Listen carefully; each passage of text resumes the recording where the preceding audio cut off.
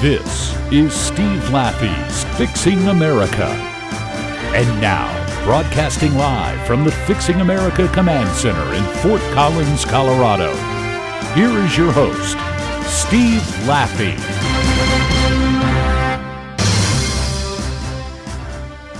Hey, it's Steve Laffey. It's great to be with you here today. Beautiful day outside. Started off totally couldn't see anything. Fog, drizzle. Had to get to my Bible study today. And by the time I came back, sun broke out again. Horses are out. It's a great day. It's Newsday Tuesday, which means we take a lot of different topics. Usually every day. This is Steve Laffey, LaffeyRadio.com. Steve Laffey's Fixing America. Follow us on Twitter at Laffey Radio and so forth. But we take a bunch of stories. And the one, I'm going to talk about a lot of things today, but there's been something on my mind. I was out working out this morning too, and I was watching TV, and I was watching the stuff about the Miami Dolphins. And I know this isn't the healthcare, Social Security, Laffey can't stop talking about China, whatever, right? I watched this whole thing with the owner of the Miami Dolphins, and it's a big news story where there's two teammates who play next to each other, and one guy, one 300-pound guy, is hazing the other guy, I suppose. We don't really know what happened. One guy left the team. The other guy's been suspended. Of course, Monday Night Football, they lose last night to the winless Tampa Bay team. Can't believe anybody in Florida hasn't gotten Tim Tebow just to throw the football around, just because I would, if I owned a team, I'd just be packing the stadiums with a nice young man who wants to win. But anyway. But the real story in football isn't that. Like, the owner comes out and says, we're going to have a better, these guys are big, tough. I can only imagine what a football locker room looks like when there's 300 guys, there's 60 of them in a locker room, and they're full of they're all up for the game and after the game and so forth. But the thing about hazing, any type of hazing, is ludicrous. I don't care whether it's in the military academies, in college. When I was in college, they had these frats. Half the people were in frats and half the people weren't. I was like, I'm not doing that. No one's going to haze me. Never, ever is that going to happen. And it never did my whole life. But how did people put up with it? I never figured that out. I was bid at frats. I was like, no, I'm not going through that. And I'm not hazing other people. Like, they're supposed to be my friends. But the real story in football, the giant story in football that I guess pro football owners are going to just ignore until they turn out the lights one day, probably 20 years from now, if they don't change, is this concussion thing. And I mean, Frontline did a giant story on it. If you ever watch it, you can watch it online like I did.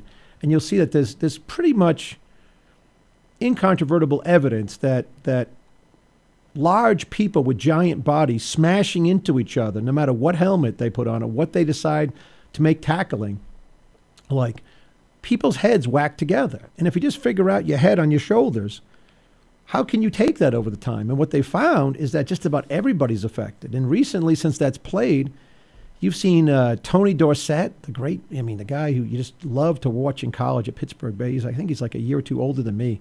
He can't remember what he did last summer. He's talking about his whole personality changing. Brett Favre can't remember conversations, the Green Bay quarterback, for years, till he dissed them and left. And then he gave up this whole thing on ever having a street named after him. Well, maybe they do. Maybe they still do. But upsetting the fans by leaving to do what? Play in New York and with Minnesota late in his career. So this thing about concussions is really the big story that I guess, I imagine right now there are mothers and fathers who are like, honey, I don't know if we should be doing this with our kids. And you're going to watch this thing develop over time. The only way around it, there's only one way around this concussion story, is that they actually put a weight limit on the players. I mean, there's nothing else you can say. I don't care what you do about tackling, unless you change the very nature of the game and make it flag football, which you're not going to do. You've got to do something in the rules where the offensive line, just say 5 people, not the tight end. Let's say right now they probably average 300. Maybe they average 250. 5 times 1,500. You've got to take it down so they average like 210. That'd be one thing. The offensive line and you how much weight you could put on the field. Then you'd be back to the game that we knew 40 years ago, where it was quickness. Alan Page, how much did he actually weigh? He probably didn't weigh 200 pounds.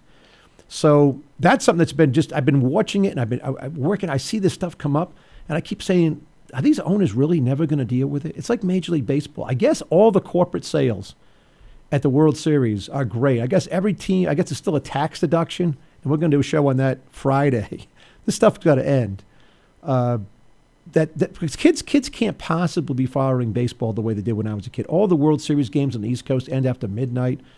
I don't even watch them. I'm in Mountain Time. So anyway, that's a side story, I know, but I had to get it out.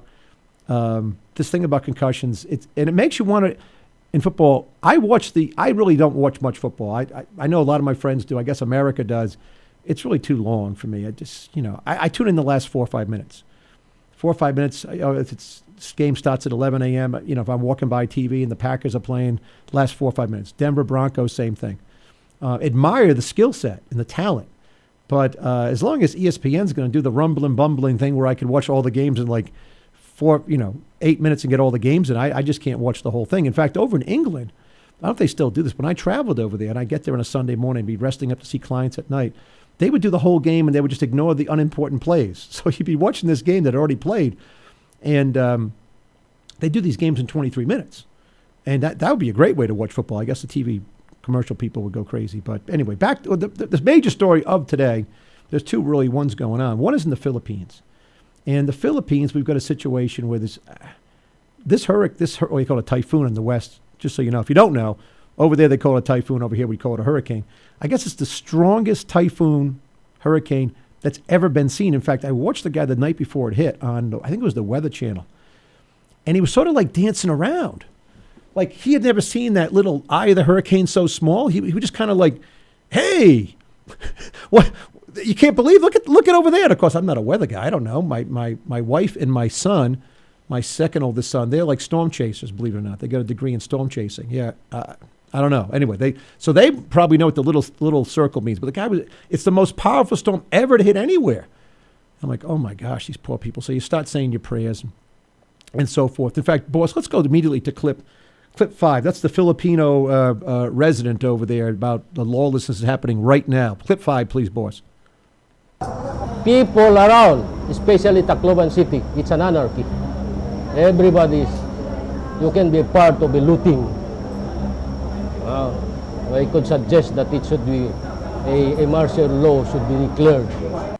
Yeah, martial law should be. If it hasn't been, the scenes. Here's a guy where looting's going on. People can't find their wives. I just saw a long clip on it today. On actually watching the French news this morning also because sometimes they have better stories than what we see in America. Lots of times, by the way, French news. So I was watching that. What do you say? It's people just wiped out. And you just feel terrible. But what's going to happen? What do? The country that everybody hates. We do it with such regularity.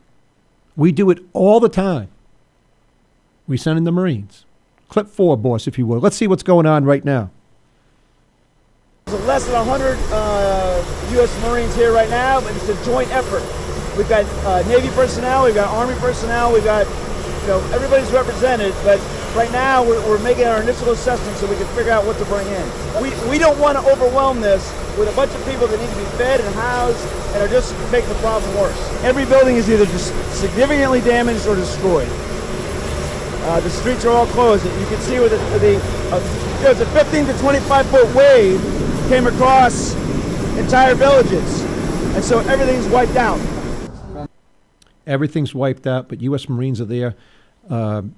Navy aircraft are heading that way. Giant helicopters are dropping off equipment and food. I mean, listen, Great Britain will send something. Australia will send something. The Canadians, we love the Canadians. They'll do something. It'll be in the millions of dollars. But to turn around a U.S. aircraft carrier and send it in the direction and work over there is another $1 billion commitment probably from the United States of America, the greatest country. We'll never get any credit for it. I think the Filipinos, who we've had a long-standing relationship with, the people who run that country, they all seem to be named Aquino, and all be related, but hopefully that'll help us in our standing because we really need help over there with our bases and what we need as our shift to the east goes on. But it reminds me, by the way, and I don't know if anybody's ever heard this. This is so old, and I didn't want to play the clip, but a long time ago, someone gave me a 45 record of Gordon Sinclair's commentary on America. It was in June of '73, I think, and the American Red Cross had just run out of money, and America looked like it does today, like out of control, '73. It was a terrible situation. And he was a Canadian journalist. And I'll just read you a bit of what he wrote on, I think it was June 5th in Broadcast in 73. And for a while, by the way, what became very famous. It's called The Americans. The United States dollar took another pounding on German, French, and British exchange this morning, hitting the lowest point ever known in West Germany. It's declined 41% since 71. And this Canadian, this is Sinclair, thinks it's time to speak up for the Americans as the most generous and possibly the least appreciated people in all the earth. As long as 60 years ago, when I first started to read newspapers, I read floods of Yellow River and Yangtze. Who rushed in with men and money to help? The Americans did. They've helped control floods in the Nile, the Amazon, the Niger. Today, the rich bottomland of the Mississippi is underwater, and no foreign land has sent $1 to help. Germany, Japan, and to a less extent Britain and Italy were lifted out of the debris of war by the Americans, who poured billions of dollars and forgave the other billions of dollars of debt. He's talking about World War II. None of those countries is today, in 73, paying even the interest on the remaining debts to the United States. When the franc was in danger of collapsing in 56, it was Americans who propped it up. And it goes on and on. When distant cities are hit by earthquakes, it's the United States that hurries in to help. Nicaragua, he talks about. It goes on and on. I don't think there was outside help even during the San Francisco earthquake. Our neighbors have faced it alone, and I'm one Canadian who's damn tired of hearing them kicked around. They will come out of this thing with their flag high. And when they do, they are entitled to thumb their noses at the lands that are gloating over their present troubles.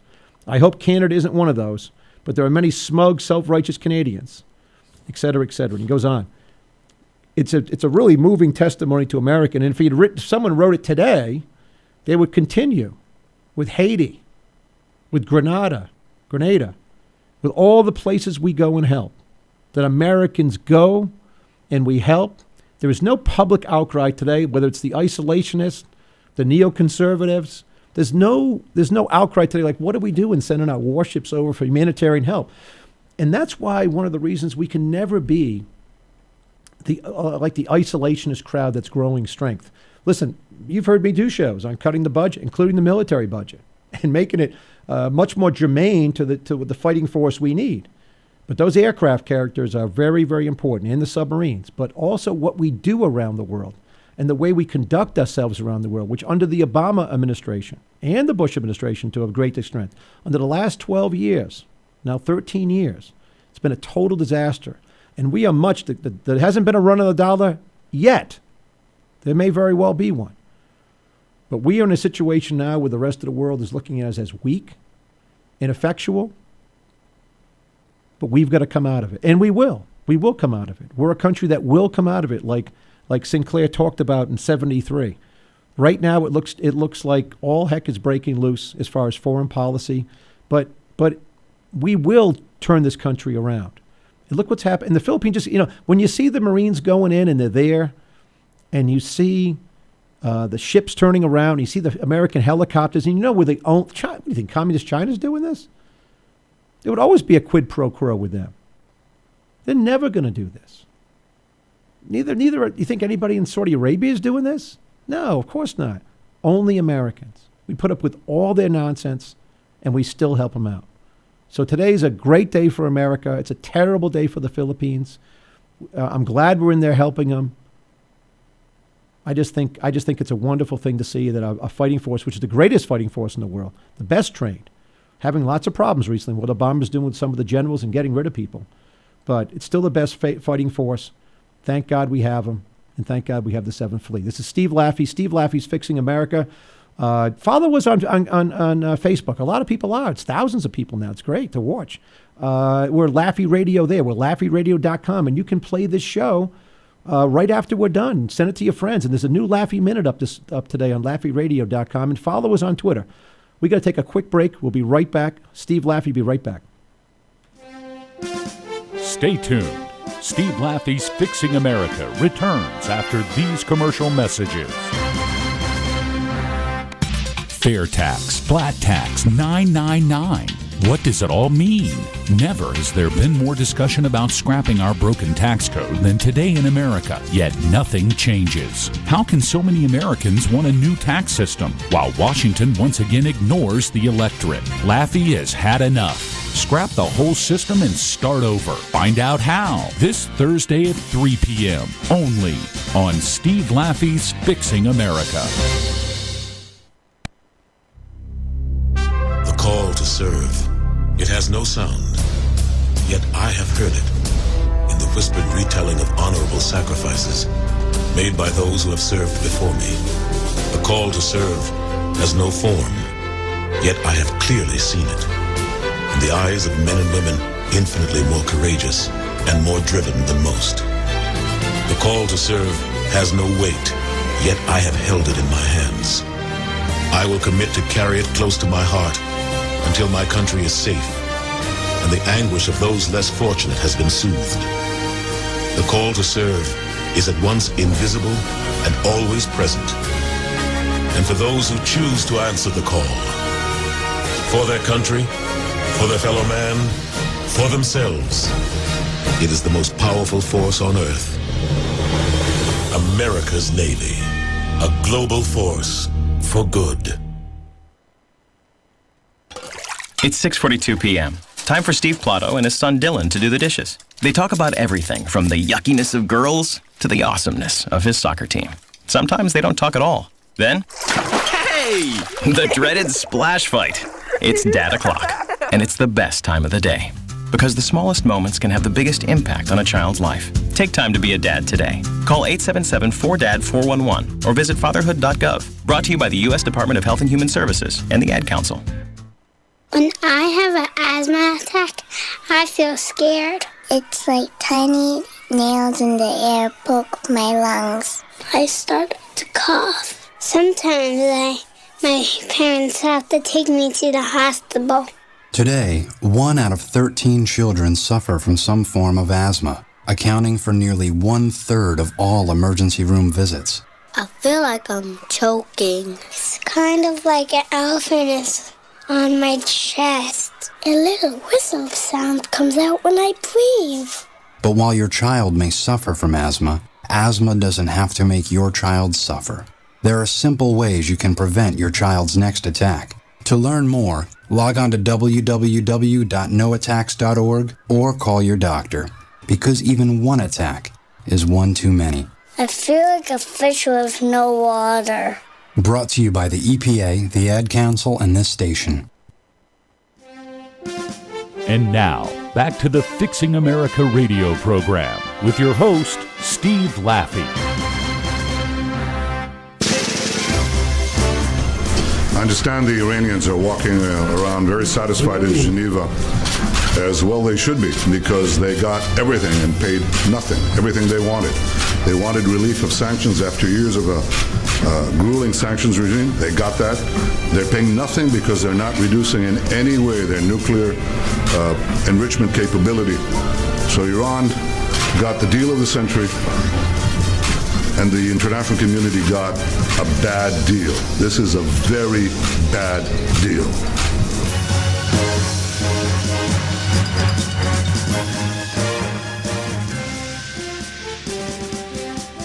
A very, very bad deal indeed, especially if you live in Israel and you're surrounded by these people. It's hard to imagine. I've got to get over to Israel soon. One of my buddies from business school has promised to take me there soon, hopefully in the spring. But there's the leader of Israel, Benjamin Netanyahu, who he's a guy who's fought for the country, is the prime minister of Israel. And I don't know how he holds it in. I really don't know how he holds it in. And I don't know how Israel hasn't taken it onto themselves, like they did years ago with Iraq, to destroy their nuclear facility. We know that the Saudi Arabia, from the WikiLeaks, we know that the Saudi Arabian leaders want Iran destroyed. And of course, there's a religious problem there between the Sunnis and the Shiites and so forth. But they hate each other.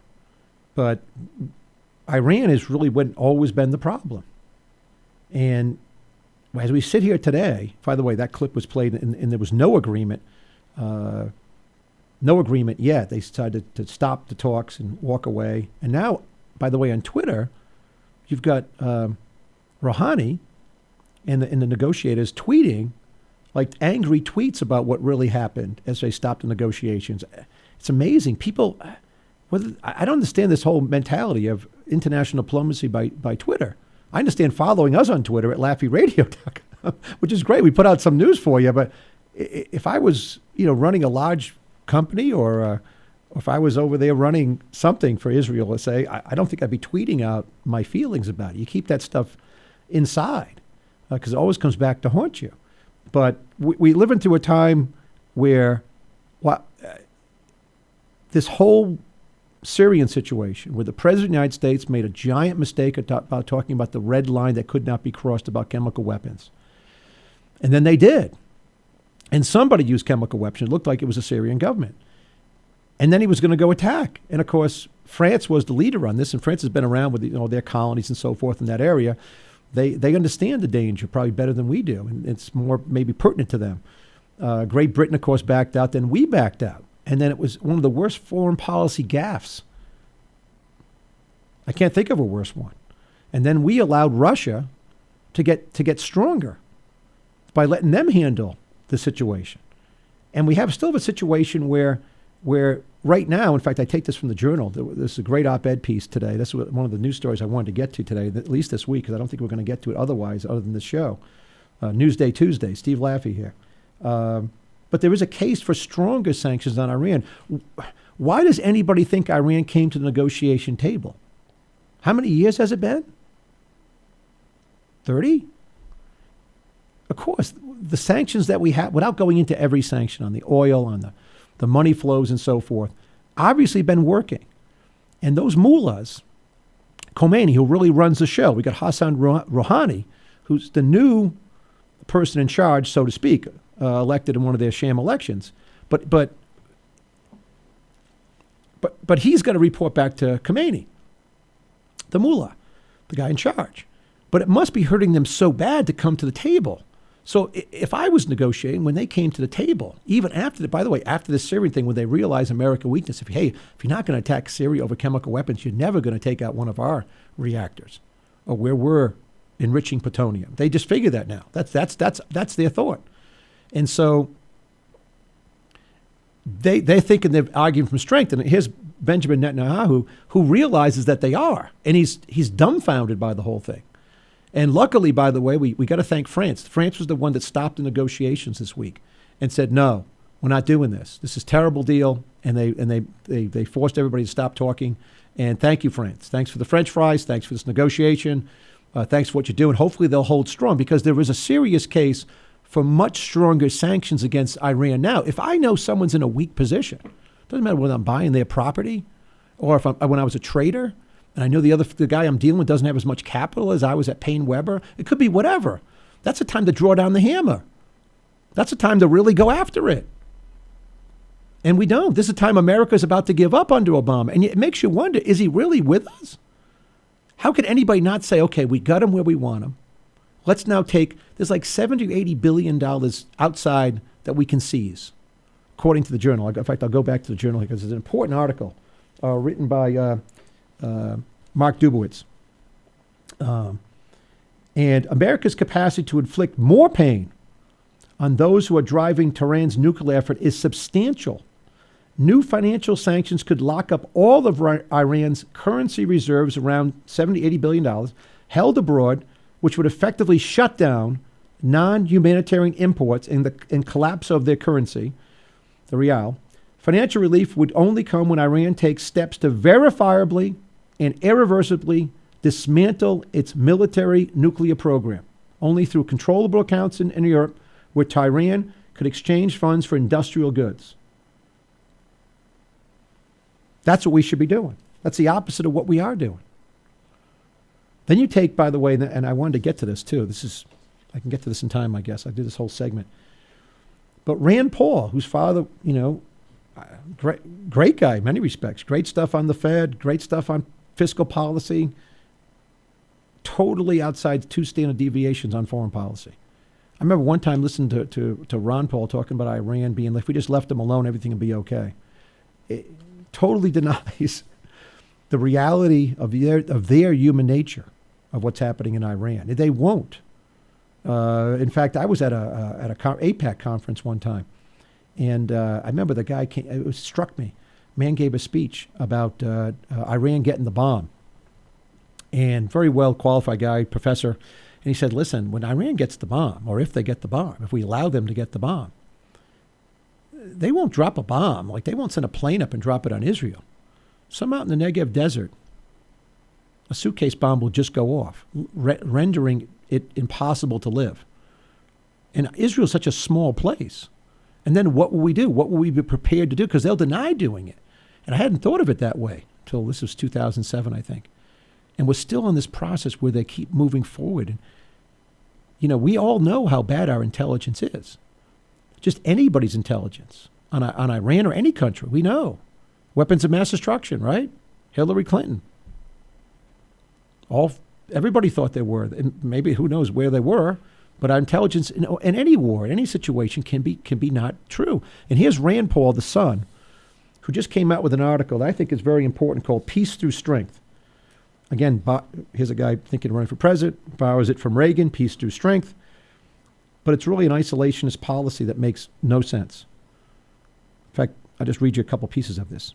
He writes, peace through strength, it's a philosophy that guided the United States to victory in the Cold War. He takes, of course, the Reagan mantle, which he doesn't have, as a doctor and has no idea about foreign policy. He only gets it from his dad, it looks like. Then he says, some say that America's credibility was threatened when Barack Obama drew a red line in the use of chemical weapons, then allowed the Syrians to cross it without repercussions. He wrote an article with somebody else, but Rand Paul, says, I couldn't disagree more. Well, right there, second paragraph. His misunderstanding of foreign policy and how these things are connected. How Iran is connected to Syria, and Syria is connected to Hezbollah over in Lebanon, right? Which is connected in the opposite way to Israel. All these countries, Syria, Iran, they want to gang up against us. Venezuela, China, Russia, they're all in it together. North Korea, you know, the crazy uncle, right? And we got to do a show on just on North Korea, what to do about it. But here he continues to write, our foreign policy can be a jumble of contradictions. Global enemies in the last decade can be our allies in today's conflicts. Our friends could be our enemies tomorrow. Great Britain, France, Australia, Canada. As a result, we need to evaluate each foreign policy situation, blah, blah, blah. There's really nothing in here about strength. There's no strength in here. Some still argue that North Korea and Iran could be emboldened if the United States elects not to use force against Assad. This is simply not true. Wrong. In Iran's case, it is true. They are emboldened. They've come to the negotiation tables to take what they can get and continue to make a nuclear bomb. Directly from the Syrian situation. Directly because we didn't go in. Directly because a country that is totally failing, Russia, who has a nationalist president, Putin, for many years, who's been dealt a bad hand on demographics in his country with a losing population, a bad hand on unable to produce anything other than oil, and watch if oil gets down to $60 a barrel, watch Russia collapse again in a different way. But given him the ability to go to these other countries, this is all works together on foreign policy. All works together. But one of the worst things that Rand Paul writes here, going forward, the United States should dramatically increase our political and diplomatic efforts to halt Iran's nuclear weapons program. But he doesn't say how. Then he goes on to say we should do it alongside all interested parties, period. And who does he mention? Like Hillary Clinton mentions as Secretary of State. Russia and China both trade with Iran and will be a key part of the solution. All right. Nothing gets me going more than when people in our country, whether it's the Secretary of State, when she was a Secretary of State, Hillary Clinton, looking for Russia and China for help, or when it gets to Rand Paul thinking that, to quote, Russia and China both trade with Iran will be key part of the solution. What do you think they really trade? What does Syria really have? They sell them ammunition, planes, military parts. There's nothing that they really have. We got to take a quick break. Rand Paul, the isolationist, this is a terrible paper. We'll take a quick break. We got many more stories to get through. Newsday Tuesday, Steve Laffey here. LaffeyRadio.com. Tune us in and send the clips to other people. That's what's starting to work. Send the clips to other people. We'll take a quick break. We'll be right back with some more news. Stay tuned. Steve Laffey's Fixing America returns after these commercial messages. I'm in almost every school bus and classroom. I go to school with your children. We say the Pledge of Allegiance together. You see me around the neighborhood and you tell me that I'm a pretty good kid. Well, I'm one out of every 5 children in America, and I'm struggling with hunger. This problem is closer than you think. My teacher tells me we can grow up to be whatever we want. I want to grow up to be someone who doesn't go to bed hungry. There's enough food in this country to feed everybody. Please visit feedingamerica.org today and find your local food bank for ways to help. Every dollar you donate helps provide 8 meals for kids like me, quietly struggling with hunger. Together, we are Feeding America, brought to you by Feeding America and the Ad Council. Well, I finally did it. I opened a 401k. What? Why? Just wait for the inheritance. We've definitely got a rich uncle somewhere. We're one call away from the winner's circle at the Derby, dinners with multiple forks, a vacation home in the country, using summer as a verb. You don't actually think that, do you? When it comes to financial stability, don't get left behind. Get tools and tips for saving at feedthepig.org. This message brought to you by the American Institute of CPAs, the Rhode Island Society of CPAs, and the Ad Council. Fair tax, flat tax, 999. What does it all mean? Never has there been more discussion about scrapping our broken tax code than today in America, yet nothing changes. How can so many Americans want a new tax system while Washington once again ignores the electorate? Laffey has had enough. Scrap the whole system and start over. Find out how this Thursday at 3 p.m. only on Steve Laffey's Fixing America. Picture this, your next trip, Utah, 5 national parks. First, Zion. You're walking, the ground rises, the ground drops, the ground becomes water. Next, Bryce. You're riding a mule. You're riding a mule under giant orange drip castles. You are not dreaming. You will not forget this. On to Capitol Reef. Take the scenic route, the really scenic route. Take a path you've never taken and see the stars for the first time. Now for Canyonlands. You're riding a bike. You're riding a bike on Mars. Now you're riding the rapids. Class 2, Class 3, Class 4, Classic. Arches, 5:32 a.m. Some things are worth racing the sunrise for. The horizon lightens. You round the corner. Whoa. This is Life Elevated. The Mighty 5. 5 iconic parks, 1 epic experience. Plan your trip at visitutah.com. And now, back to the Fixing America radio program with your host, Steve Laffey. Obamacare navigators that receive millions of dollars of federal taxpayer money telling applicants to lie about their health status. Lie because your premiums will be high. Okay. Obamacare navigators advising applicants that they always lie. Don't tell them. Tell me about that. Yeah, but don't tell them. I always allow mine. Okay. Obamacare navigators counseling applicants how to defraud the federal government. Making money on a cash basis. Okay. Don't get yourself in trouble by declaring it now. Exactly. Yeah, it didn't happen. Yeah, okay. The difference with that other just act as if that didn't happen. Okay. Never report. Okay. Oh my. Oh my. I mean, this is another breaking story here, breaking literally yesterday, today, where you've got, let me just set the stage here. Those are, you probably heard of James O'Keefe. He's the photographer, guerrilla photographer, videographer who brought down Acorn. You might remember those scenes where they dressed up like they were hookers. I mean, and by the way, they got tremendously talented young people to go in there. In this case, There's these navigators. It's like $67 million doled out to quote unquote nonprofits to help people sign up for this healthcare law. I guess these are the people you go see in person because the website doesn't work. And the website, we're going to run out of time on this one too. The website doesn't work, and they've got 67 million people. And what do you hear people saying who work effectively for the government? I mean, they've been given this money, these nonprofits. This, like, I always lie, says the lady. A man comes in, and he's a great actor. He should be on Broadway, totally telling people how he has his cash jobs, and he wants to sign up, but he doesn't want to declare these things. And they say they never report it. Never report your income. They basically tell them to defraud the government, and they tell them that they always lie.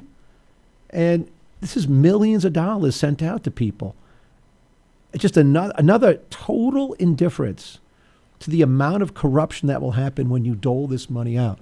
I mean, to step back, you've got a situation where the system doesn't work. It's really not going to work. We have a clip, boss. Let's play this clip. I mean, we've got another clip we can play. It's clip 3, and it's Mrs. Tabata talking about the website, how well it's working. This is literally like today. Go ahead, boss. Clip Marilyn Tavener also claimed the health insurance website had improved. We are now able to process nearly 17,000 registrants per hour, or 5 per second, with almost no errors. We've added more capacity, and we've doubled the number of servers in order to meet demand. Despite Tavener's claims, the website still isn't working properly and was down yesterday for an hour and a half. So these are like bald-faced lies. They signed up, it was reported yesterday afternoon, 50,000 people in the first month. The systems, and this is where Obama, where he had this half-sorry apology, where he was sorry that it wasn't working for people. We've elected presidents who have no idea how to run things. They've been governors, they've been senators. They don't have any idea how to run, who get to get people in. I mean, Bush, to his credit, would get people in from business who really knew what to do in some respects. They did some bad jobs too. But how did he not say, I staked my whole career on this thing as far as my public perception? Unless there's two answers to that. One, he just doesn't care about how he's perceived after the presidency's over. And two, I think it's more likely he simply knows so little. He knows so little about business, about how to get things set up. He's never been involved in it. He was a community organizer, lectured at Chicago University, University of Chicago, I guess. State senator, a legislator. U.S. senator, a legislator. Made a good speech, got the ball rolling, wrote a book. Never made a movie. But we have a president of the United States who not only doesn't know he doesn't know, but he doesn't know enough to say, I don't know, but I better find some people who do know how to accomplish and set goals and come back to me with notepads that are full of check marks. And I better, like 3 months before this happens, I better get down there and make sure it works. They better show it to me. I got to get on a computer screen. And without the leadership capability to say, I love this so much, I'm the first guy on the computer. I signed up first. It's better. This is what's better. And even if it's not better for me, it's better for America. He didn't do that. It's zero leadership on this. And it's careening out of control for him. And in this whole clip we just played from James O'Keefe, the guerrilla videographer, I guess you call him, the guy who brought down Acorn. But there's listen what's happened in Texas, by the way. This is some of the stuff you don't have to put clips on, but in Texas, this is from John Fund at the National Review. In Texas, some of those people who they've got working on this work for Local 100, a New Orleans group run by Acorn founder Wade Rathke. Local 100 is a sub-grantee providing navigators for the Southern United Neighborhoods Group, which received $600,000 in grant to promote Obamacare enrollment. So this money's going out to his friends. And Marcel Reed, a former dissident board member of Acorn who broke with the group, says if this guy's in charge, it spells trouble. I mean, it goes on. By the way, last week, the Washington Post wrote an article, Ed Rogers, they got like 6 reasons Obamacare will get worse for Democrats. One is, if you liked Acorn, he writes, you'll love Obamacare navigators. There'll be some good, sincere people, but there'll be enough bad apples employed as navigators to supply plenty of scary anecdotes and weird encounters that will result in a steady ridicule of the overall program. And there'll be no doubt be activists with hidden cameras ready to capture a few creepy people and outrageous encounters. And that's exactly what happened. And then Fund sums it up with, the Obama administration's seemingly complete indifference to corruption within one of the key groups tasked with its implementation. That's one of the big problems. Just complete indifference is a good way to put it. And we'll just have to see how much worse it gets. So then you have today, just an hour ago, it's Bill Clinton. And Bill Clinton says on TV, you've got to honor your commitment that you can keep your policy, period. Now, if he was talking to someone named Period, but that was the quote. Everybody could keep their policy. Bill Clinton's on tape now, and this is going to be a huge story building up. And this is why Bill Clinton, by the way, won't go down in history as the worst president, even though I disagree with a lot of stuff he did and so forth. But he was malleable to the people. And he must be seeing this, whereas Obama is in this cocoon or in these trees. He just doesn't have any idea or any care. And I think it might be a combination of both. He has no idea what he's doing and no care for the average person. Look where he takes his vacations. Look where he is. He's never with the people. Never, ever.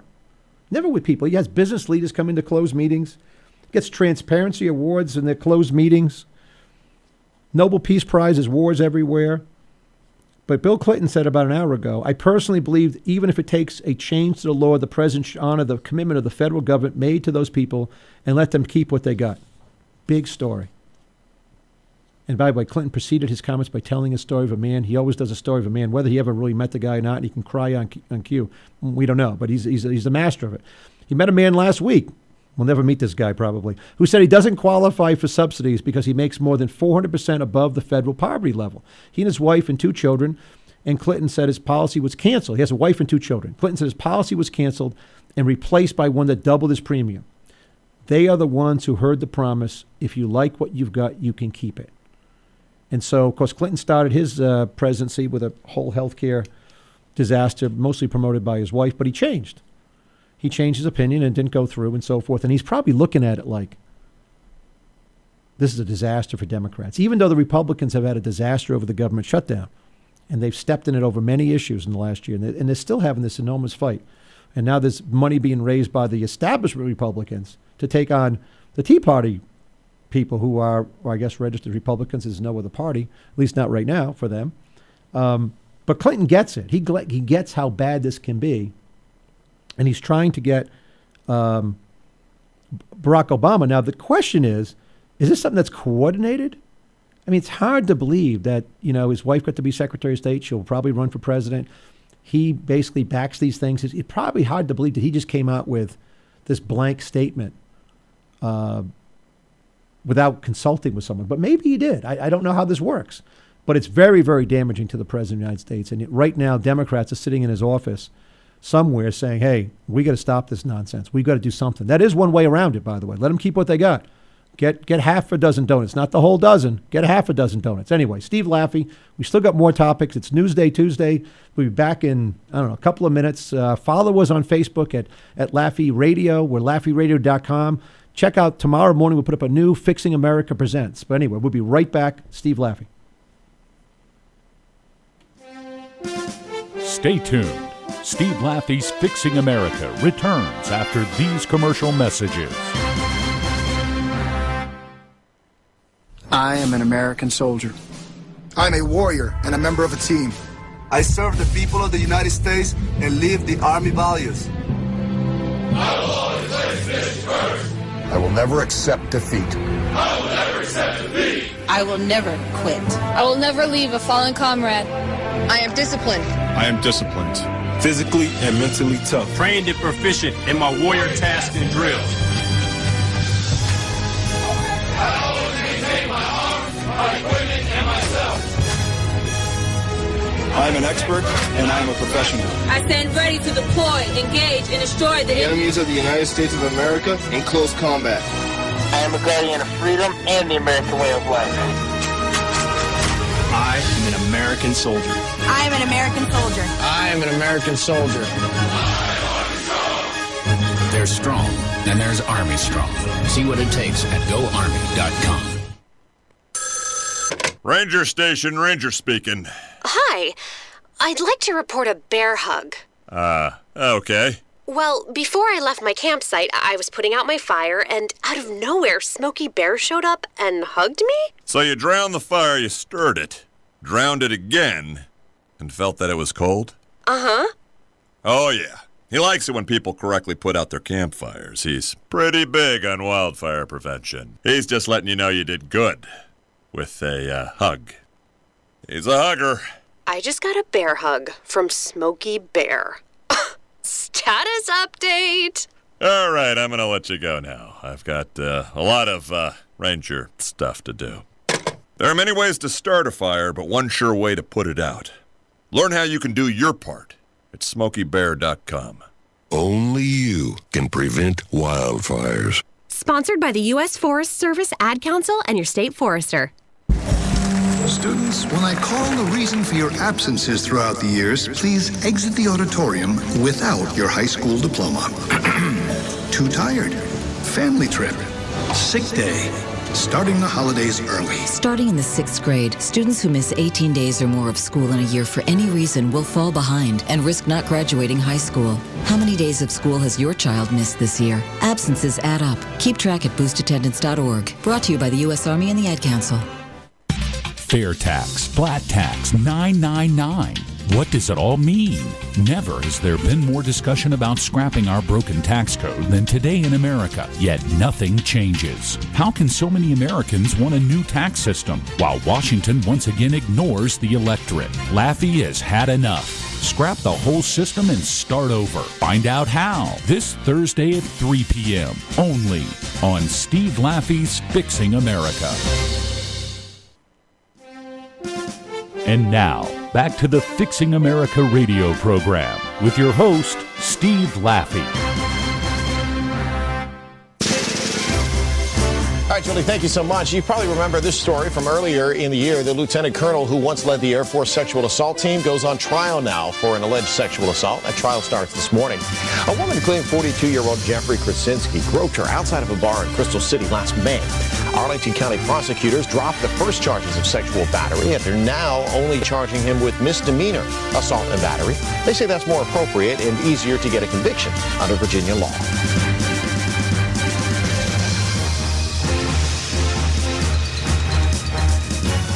Well, that's we just put that in, I think, because that's the strange but true stories that happen. The man in charge of the investigating sexual assaults for the Air Force, a colonel, is now charged with sexual assault. So we make no bearing on his guilt or innocent, but there is one straight lesson in life. Never show up in a bar after 10 o'clock at night. You won't catch me there. I just, bad I don't even drink, but bad things generally happen. And there's a lot of bad things happening. In fact, we got a lot of things to get through. I was actually just finishing up this last talking about Bill Clinton and this insurance. We're playing some clips of this Obamacare and what's happening where these navigators, $67 million of your money given out to people in nonprofits, and we all know about nonprofits. And I don't have time to do this. Somebody hopefully will. To look through some of what these people make in these nonprofits. That's another thing. We're going to talk about this on Friday. You saw the clip for Friday's show. There's many, many nonprofits that are just simply, they're very profitable for the people who run them. These large nonprofits. We've got to change the whole tax code. That's a Friday show. But back to the clip that we were playing here about healthcare. It's an interesting clip. We got Lou Dobbs again about but what's happening in red states versus blue states on the cost of health insurance as this disaster of Obamacare hits home. It's clip 2, I think, boss, please. Well, a new report finds Obamacare sticker shock is much worse if you happen to live in a red state. According to the Heritage Foundation, premiums for 27 years old rose an average of 78% in red states. compared to 50% increases for blue states that, of course, had voted for President Obama. Health policy experts blame the staggering difference on the fact that red states have fewer regulations to begin with, and Obamacare, of course, has more than 10,000 pages of regulations. That explains it all, doesn't it? We're coming right back. That's Lou Dobbs who reporting on that. But yeah, think about it, 10,000 pages of regulations. And it would make sense. It would make sense up in Wyoming, where Massachusetts and the Romney plan's already involved in the blue state, or in Rhode Island, where I've lived for a long time in my life, where they make you cover everything. So when they add in those 10,000 pages of regulations, the people around go, oh, we have like 9,000 pages of this. So it's pretty much the same. That's why people have been fleeing the state for a long time. Whereas in Wyoming, they're like, oh my gosh, we don't have any. I'm sure they do. But red states' costs are going up, which is another reason that people won't be signing up for it. It was well reported that the only way you can find these people is if they actually owe some income tax. So people will be planning their income taxes this year. Another scam. They'll be planning their income taxes in a way that they don't owe any money and then won't pay the penalty because they won't be able to get you. So it's amazing what's happening with Obamacare. And it is amazing that Bill Clinton has stepped into the fray. It must be, I don't know, maybe he just felt so strongly about it, couldn't get a hold of the president, who was probably on a golf course. But here's another one that's going on. This is what gets back at a little bit about the countries that are lined up against us. But in Venezuela today, there is some hope that this country will turn around, only because, like Detroit, it looks like it's about to hit bottom. In Venezuela, the government seizes electronic stores.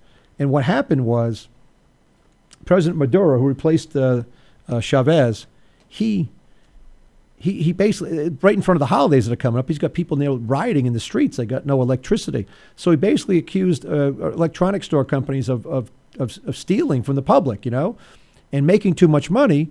So he basically just gave away the TVs to people. Just people like looting stores. It's a nation of looters there in Venezuela. But the good news is that maybe it's going to hit bottom. Maybe Venezuela is one of those countries that's so close to us that it can be turned around. Iran, heck, we might be talking about Iran on the 500th episode of that. It could be years, and it's been since I was a kid, before I was a kid. They had the strong man, and then in 79 they had the revolution, and since then we've been talking about Iran. We've been talking about all these countries in the Middle East since I was a kid.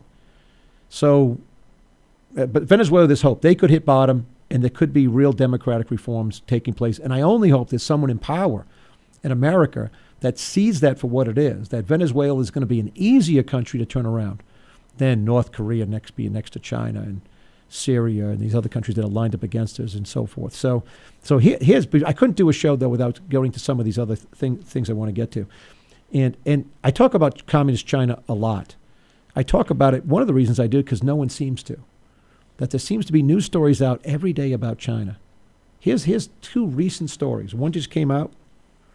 We'll probably do a whole show on China in their third plenum. They just had a giant meeting with the 390 people who control 1.6 billion lives are trying to convince all the media that they're going to make massive changes, which they won't. But state media reports that Beijing can kill millions of Americans with its new ballistic missiles.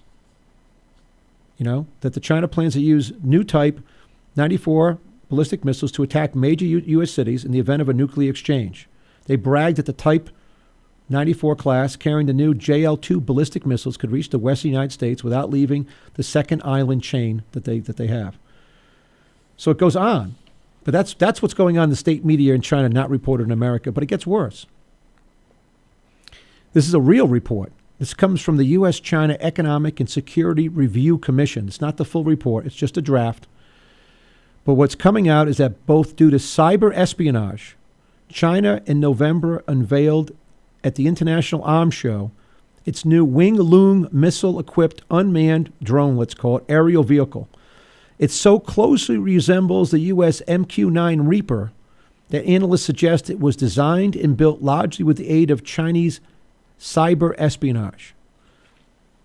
That's what they do in China.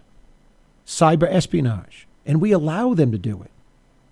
We don't have enough defenses up against communist China. They don't invent this stuff. They take it from us. But also, they've got, the new aircraft carrier they've developed.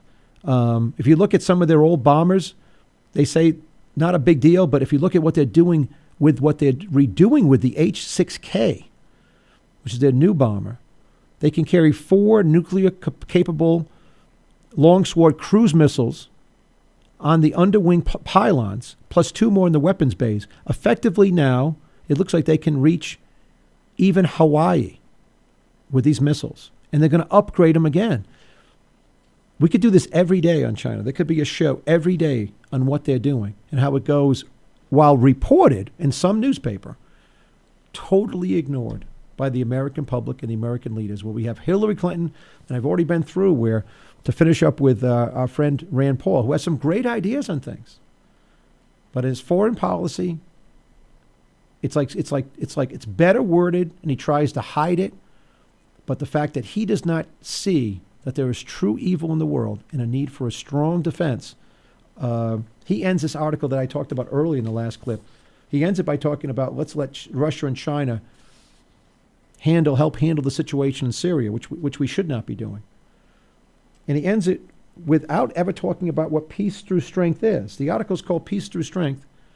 He ends it with, in the past, America's winning strategy was to seek peace through strength. It's a philosophy that served us back then and will serve us again in the future. But he denies that the Syrians, the Iranians, the Saudi Arabians, by the way, the Saudi Arabians, they're going to start to turn toward China. A lot of things going on in this country. You know, we handled Newsday Tuesday. I didn't even get to, I got half of these articles over here. I got to do this on another day. There's a guy here, and I'll finish up with this. I'll just do a short version here, but something you need to know. The quantitative easing in this country, the trillions of dollars pumped into these banks, has only helped the banks. It hasn't helped the average person. There's a guy who actually was in charge of QE1. His name is Andrew Huskar. He wrote an article in the journal today. And he worked, in 2008, he went back to work for the Fed, for the Fed trading floor. We forget that all these bonds they're buying, someone brokers them, as if there's any need to do so nowadays, but they do. Billions of dollars are being made by the big brokerage firms / banks, which are together, the same thing. He watched it happen. We've got Fed governors talking about it's normal. Fed Chairman Bullard out of St. Louis, we talked about him last week. This guy who did the bond buying, in its almost 100-year history, the Fed had never bought one mortgage bond.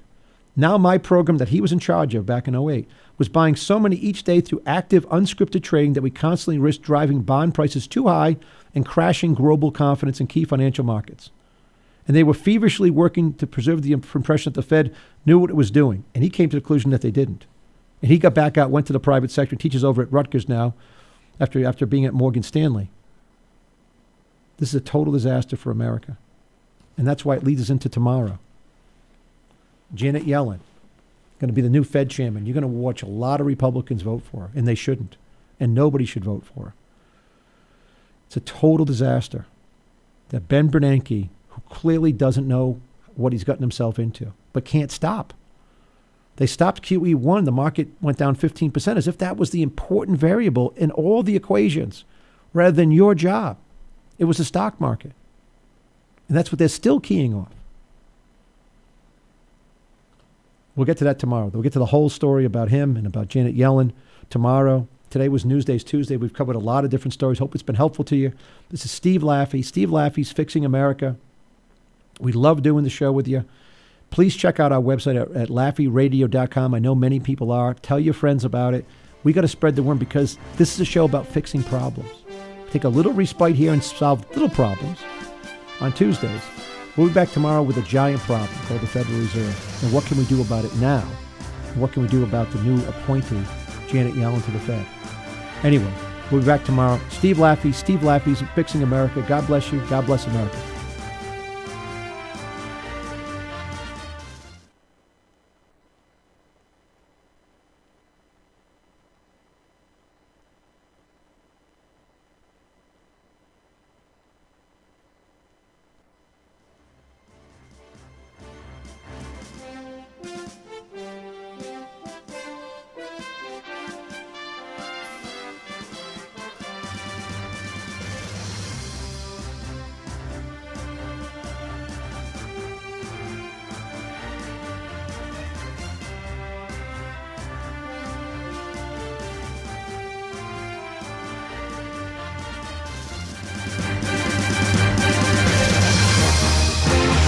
been listening to Steve Laffey's Fixing America radio program on the Laffey Radio Network.